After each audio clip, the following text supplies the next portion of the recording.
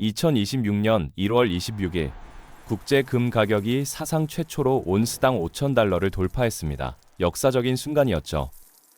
그런데 불과 며칠 뒤 하루 만에 9% 넘게 빠졌습니다. 아시아장에서는 최대 10%까지 급락하는 장면도 나왔고요. 고점 대비 10% 가까이 증발한 겁니다. 그냥 조정이 아니라 거의 사건에 가까운 수준이었죠. 은은 더 심했고요. 두 자릿수 하락을 기록한 귀금속도 있었습니다. 그런데 이상한 일이 벌어졌습니다. 보통 이 정도 급락이 나오면 공포가 먼저 퍼지잖아요. 손절해야 하나, 더 빠지는 거 아니야. 이런 불안이 먼저 올라와야 정상이거든요. 그런데 이번엔 달랐습니다. 오히려 기회다라는 말이 거의 동시에 쏟아졌습니다. 급락 직후인데 경계가 아니라 확신이 먼저 확산된 겁니다. 왜 그랬을까요? 가격이 떨어졌는데 사람들의 믿음은 오히려 강해졌습니다. 이건 좀 이상하지 않나요? 오늘 영상은 금을 사라, 팔아라 그런 얘기를 하려는 게 아닙니다. 왜 이런 해석이 지금 이 시점에 반복되고 있는지 그 구조를 한번 뜯어보려고 합니다. 숫자가 말해주는 것과 숫자가 숨기고 있는 것, 오늘은 그 경계를 함께 들여다보겠습니다. 급락 직후 가장 많이 인용된 설명은 하나였습니다. 연준 인선 이후 트럼프 대통령이 차기 연준 의장으로 케빈 워시를 지명했다는 소식이 전해지면서 시장이 흔들렸다는 겁니다. 케빈 워시는 월가에서 대표적인 매파로 통하는 인물이거든요. 금리를 쉽게 내리지 않을 거라는 기대가 순식간에 퍼졌고 달러는 강세로 돌아섰습니다. 금리 기대가 바뀌면 달러가 움직이고 달러가 오르면 금은 눌린다. 이건 교과서적인 공식이죠. 실제로 달러 인덱스는 단기 반등했고 귀금속 시장 전체가 출렁였습니다. 뉴스 한 줄이 시장을 뒤흔든 것처럼 보였습니다. 하지만 여기서 한 가지 질문이 생깁니다. 정말 뉴스 하나가 하루 만에 10% 가까운 낙폭을 만들 수 있을까요? 그 전에 시장이 이미 한쪽으로 기울어져 있었던 건 아닐까요? 이 설명이 틀렸다는 게 아닙니다. 다만 이게 전부인지는 따져볼 필요가 있습니다. 원인은 뉴스 한 줄이 아니라 그 뉴스에 반응할 수밖에 없었던 사전 구조일 수 있거든요. 다음 챕터에서는 그 구조를 한번 들여다보겠습니다. 급락이 나오기 전 시장에는 하나의 공통된 기대가 깔려 있었습니다. 달러는 약해지고 금은 계속 오른다. 이 시나리오가 거의 기정사실처럼 받아들여지고 있었거든요. 문제는 이 기대가 단순한 전망에 그치지 않았다는 겁니다. 실제 포지션으로 쌓여 있었어요. 금 선물 시장에는 롱 포지션이 역대급으로 누적돼 있었고 레버리지까지 걸린 자금이 상당했습니다. 이렇게 한 방향으로 기대가 쏠리면 작은 변수에도 가격은 과도하게 반응하게 됩니다. 특히 선물 시장에서는 가치 판단보다 강제 청산이 먼저 작동하거든요. 마진콜이 터지면 팔고 싶어서 파는 게 아니라 안 팔면 안 되니까 파는 겁니다. 실제로 이번 급락 구간에서는 거래소의 증거금 상향 조치까지 겹쳤습니다. 가격이 빠지니까 증거금이 올라가고 증거금이 올라가니까 청산이 나오고 청산이 나오니까 가격이 더 빠지는 악순환이 벌어진 거죠. 이 과정에서 가격은 정보를 반영한 게 아니라 포지션을 정리하는 수단처럼 움직였을 가능성이 높습니다. 가격이 원인이 아니라 결과가 된 겁니다. 금이 9% 빠질 때 은은 두 자릿수로 밀렸습니다. 같은 귀금속인데 왜 이렇게 차이가 났을까요? 단순히 안전자산 선호가 무너졌다는 설명만으로는 부족합니다. 구조가 다르기 때문입니다. 은은 금보다 시장 규모가 훨씬 작습니다. 그래서 같은 금액이 들어와도 가격이 더 크게 움직이고 빠져나갈 때도 마찬가지예요. 게다가 은은 산업용 수요 비중이 높아서 경기 민감도까지 겹칩니다. 투기 자금 입장에서는 들어가기도 쉽고 나오기도 쉬운 시장인 거죠. 실제로 지난 1년간 은 가격은 금보다 더 가파르게 올랐습니다. 태양광 패널, 전기차, 반도체 수요가 부각되면서 은에 대한 기대가 급격히 커졌거든요. 하지만 그만큼 조정 압력도 함께 쌓이고 있었습니다. 이번 하락은 그 압력이 한꺼번에 터진 장면이라고 볼 수 있습니다. 금과 은이 같은 방향으로 움직였지만 그 폭이 달랐던 건 자산의 체질이 다르기 때문입니다. 같은 뉴스, 같은 사건이라도 반응은 구조에 따라 달라집니다. 급락이 나오면 사람들은 본능적으로 묻습니다. 이거 끝난 거 아니야? 구조가 바뀐 거 아니야? 하지만 구조라는 건 하루 이틀의 가격으로 판단할 수 있는 게 아닙니다. 단기 충격과 구조적 흐름은 분리해서 봐야 합니다. 구조가 바뀌려면 몇 가지가 함께 움직여야 합니다. 수급이 달라지고, 보유 주체가 바뀌고, 정책 대응의 방향이 전환되고, 다른 자산과의 관계까지 재편돼야 하거든요. 이번에 그런 일이 벌어졌을까요? 흥미롭게도 급락 직후에도 금에 대한 장기 전망은 크게 흔들리지 않았습니다. 오히려 중앙은행들의 금 매입 기조는 유지되고 있고, 일부 전문가들은 연말까지 6,000달러 이상을 전망하기도 했습니다. 단기 가격은 흔들렸지만 구조적 질문은 여전히 열려 있는 겁니다. 이 구분을 하지 않으면 모든 하락이 붕괴처럼 보이고 모든 반등이 기회처럼 보이기 시작합니다. 둘 다 위험한 해석이에요. 지금 필요한 건 방향을 단정하는 게 아니라 어떤 층위의 움직임인지 구분하는 겁니다. 중앙은행이 금을 산다는 뉴스가 나오면 사람들은 보통 이렇게 해석합니다. 중앙은행도 금이 오를 거라고 보는구나. 하지만 이건 중앙은행의 목적을 오해한 겁니다. 중앙은행은 수익을 내려고 금을 사는 게 아니거든요. 중앙은행의 1순위는 외환 보유 구조의 안정성입니다. 달러에 너무 많이 의존하면 위험하니까 자산을 분산시키는 거예요. 금은 그 분산의 핵심 수단 중 하나입니다. 수익률 계산이 아니라 시스템 리스크에 대한 대응인 거죠. 실제로 최근 몇 년간 각국 중앙은행의 금 매입량은 역사적으로 높은 수준을 유지하고 있습니다. 2026년에도 전 세계 중앙은행들이 약 800톤의 금을 매입할 것이라는 전망이 나오고 있고요. 이건 단기 가격 전망과는 다른 차원의 이야기입니다.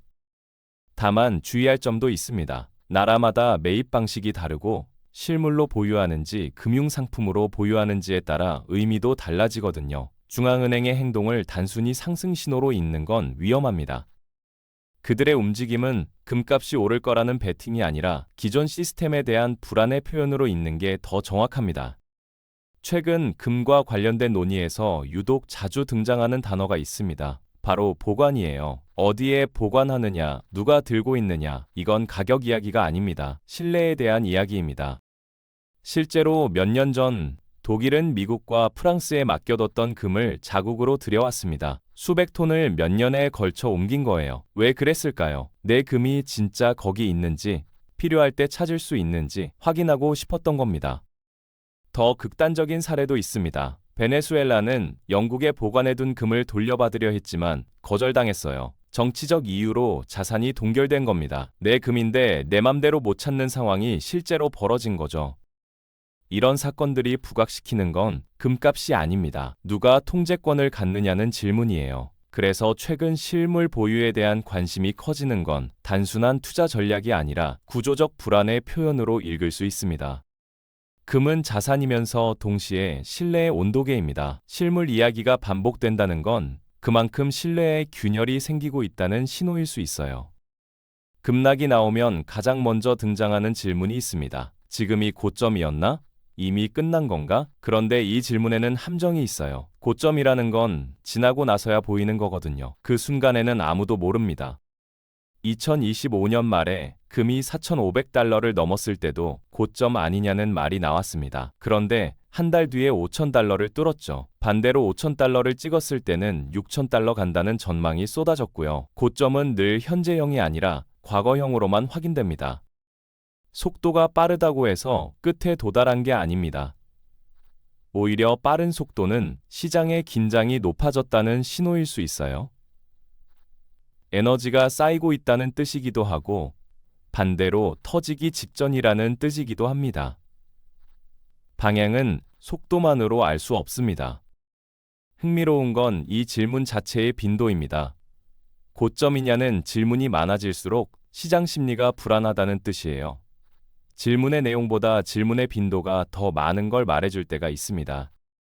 그래서 지금 필요한 건 고점인지 아닌지를 맞추려는 게 아니라 왜 이 질문이 지금 이렇게 자주 나오는지를 살펴보는 겁니다. 숫자는 직관을 강화하기도 하지만 왜곡하기도 합니다. 9% 하락이라는 숫자만 보면 엄청난 폭락처럼 느껴지죠. 그런데 그 전에 얼마나 올랐는지를 같이 보면 느낌이 달라집니다. 맥락 없는 숫자는 착각을 만듭니다. 예를 들어볼게요. 금이 하루 만에 9% 빠졌다고 하면 공포스럽습니다. 그런데 직전 한 달 동안 20% 넘게 올랐다면 어떨까요? 여전히 한 달 전보다는 높은 가격인 거예요. 절대값만 보면 모든 움직임이 극단적으로 보이게 됩니다.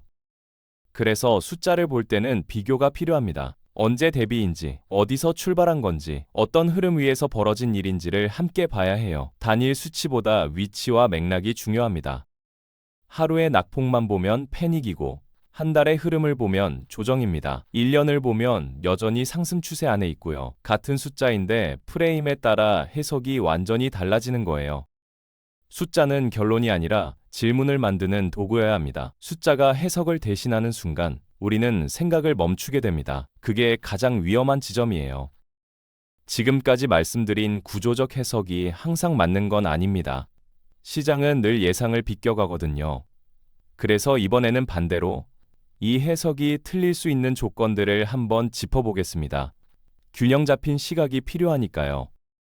첫 번째는 정책 변수입니다. 연준이 예상보다 빠르게 금리를 올리거나 달러 강세가 장기화되면 금에 대한 압력은 지속될 수 있습니다. 케빈 워시가 실제로 취임해서 강경한 긴축 기조를 이어간다면 지금의 낙관적 전망은 수정돼야 할 수도 있어요. 두 번째는 유동성 환경입니다. 글로벌 유동성이 급격히 줄어들면 금도 안전하지 않습니다. 2008년 금융위기 초반에 금도 함께 빠졌던 걸 기억하시는 분들 계실 거예요. 현금이 필요해지면 금도 팔리게 됩니다.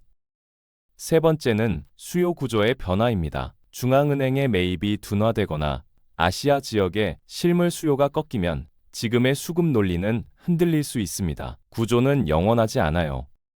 중요한 건 하나의 시나리오에 고정되지 않는 겁니다. 지금은 확신보다 관찰이 더 중요한 시점일 수 있습니다. 이번 급락은 하나의 결론을 요구하지 않습니다. 금을 사라, 팔아라. 그런 답을 내리기 위한 사건이 아니에요. 대신 이 사건은 앞으로 비슷한 상황을 마주했을 때 어떤 기준으로 볼 것인지를 정리할 기회를 줍니다. 먼저 가격과 구조와 구조를 분리해서 봐야 합니다. 가격이 빠졌다고 구조가 무너진 게 아니고 가격이 올랐다고 구조가 탄탄한 것도 아니에요. 그리고 단기 충격과 장기 흐름을 나눠서 해석해야 합니다. 하루의 급락이 방향 전환을 의미하는 건 아니거든요. 또 하나, 뉴스 한 줄에 반응하기 전에 그 뉴스가 터질 수 있었던 사전 조건을 점검해야 합니다. 시장이 이미 한쪽으로 기울어져 있었다면 어떤 뉴스든 방아쇠가 될 수 있어요. 원인은 뉴스가 아니라 구조일 수 있습니다. 마지막으로 숫자는 답이 아니라 질문으로 사용해야 합니다. 9%라는 숫자가 말해주는 건 팩트지만 그게 의미하는 건 맥락에 따라 완전히 달라지거든요. 이 기준은 금에만 해당되는 게 아닙니다. 부동산이든 환율이든 금리든 어떤 경제 이슈에도 똑같이 적용할 수 있습니다. 오늘 이야기는 금을 사라 팔아라 그런 결론을 드리기 위한 게 아니었습니다. 가격 변화 뒤에서 반복되는 해석의 구조를 함께 살펴보기 위한 거였어요. 왜 급락 직후에 확신이 먼저 퍼졌는지, 왜 같은 사건에 대해 정반대의 해석이 동시에 나오는지 그 배경을 뜯어본 겁니다. 뉴스 한 줄이 시장을 흔든 것처럼 보이지만 실제로는 그 뉴스에 반응할 수밖에 없는 구조가 이미 쌓여 있었습니다. 가격은 원인이 아니라 결과였고 숫자는 답이 아니라 질문이었습니다. 앞으로 비슷한 뉴스를 마주했을 때 숫자보다 질문이 먼저 떠오르신다면 오늘 영상은 충분히 의미가 있었다고 생각합니다. 왜 지금 이 이야기가 나오는가? 무엇이 당연한 전제로 깔려 있는가? 이건 구조의 변화인가? 구조 위의 흔들림인가? 드러난 결과가 아니라 그 결과를 만들기 시작한 신호를 읽는 것. 그게 우리가 추구해야 할 방향입니다. 여러분은 이번 금값 급락 어떻게 보고 계신가요? 진짜 조정의 시작이라고 생각하시는지 아니면 더 큰 상승 전에 쉬어가기라고 보시는지 댓글로 의견 남겨주세요. 오늘 영상이 도움이 되셨다면 좋아요와 구독 부탁드리고요. 다음 영상에서 또 뵙겠습니다.